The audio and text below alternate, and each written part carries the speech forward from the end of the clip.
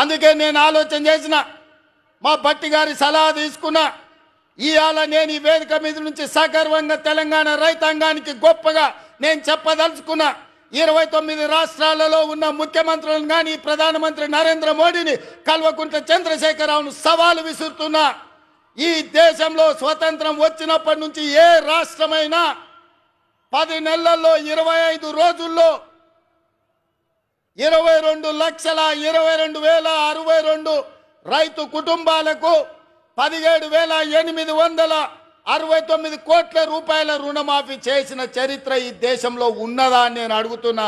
చర్చలకు మీరు సిద్ధంగా ఉన్నారా నరేంద్ర మోడీ గారు అని నేను అడుగుతున్నా. నరేంద్ర మోడీ గారు వస్తారా చర్చకు? కల్వకుంట్ల చంద్రశేఖరరావు గారు వస్తారా? మీరిద్దరు కలిసి రాండి. ఈరోజు మా భట్టి గారు మా చేతుల మీదుగా, మా ఆడబిడ్డల చేతి మీదుగా 3,13,000 కుటుంబాలకు 2,747 కోట్ల రూపాయలు 4వ విడత రైతు రుణమాఫీ చేసిన. మొత్తంగా 25 లక్షల రైతు కుటుంబాలకు 21,000 కోట్ల రూపాయల రైతు రుణమాఫీ మొదటి సంవత్సరంలో చేసిన ప్రభుత్వం, ప్రజా పాలన ఈ దేశంలో ఉన్నదే అంటే అది తెలంగాణ. ఈ తెలంగాణ రాష్ట్రం రైతులకు రుణమాఫీ చేసిందంటే సోనియమ్మ ఆశీర్వాదంతో, రాహుల్ గాంధీ గారు ఇచ్చిన గ్యారంటీతో చేసినామని నేను చెప్తున్నా. అందుకే ఇవాళ బీజేపీ నాయకులను, బీఆర్ఎస్ నాయకులను ఒకరొక్కరికి వస్తారో అందరు కలిసి వస్తారో, ఎట్లొస్తారో అట్లా రాండి. అసెంబ్లీలో తేలుద్దామా, పాలమూరు గడ్డ మీద తేలుద్దామా? మొదటి సంవత్సరంలో 25 లక్షల రైతు కుటుంబాలకు 21,000 కోట్ల రూపాయల రైతు రుణమాఫీ చేసిన పేటెంట్ కాంగ్రెస్ పార్టీ గ్యారంటీ అని నేను చెప్పదలుచుకున్నా.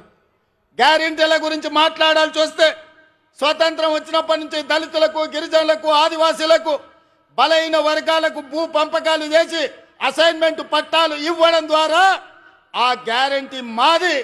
రైతులను ఆదుకున్న చరిత్ర మాది. రైతు రుణమాఫీ చేసిన చరిత్ర మాది. కనీసం మద్దతు ధర తీసుకొచ్చిన చరిత్ర మాది. ఇవాళ రైతులకు రుణమాఫీ చేసిన చరిత్ర మాది. రైతులకు 24 గంటలు ఇవాళ ఉచిత విద్యుత్ వస్తుందంటే, ఆనాడు డాక్టర్ వైఎస్ రాజశేఖర రెడ్డి గారు 9 గంటలు రైతాంగానికి నాణ్యమైన ఉచిత విద్యుత్ ఇచ్చి ఈ దేశంలోనే రైతులకు ఉచిత విద్యుత్ ఇవ్వడం కాంగ్రెస్ పార్టీ పేటెంట్ అని నిరూపించుకున్న చరిత్ర కాంగ్రెస్ పార్టీది. రైతు బీమా కనిపెట్టింది కాంగ్రెస్ పార్టీ. రైతులను ఆదుకున్నది కాంగ్రెస్ పార్టీ.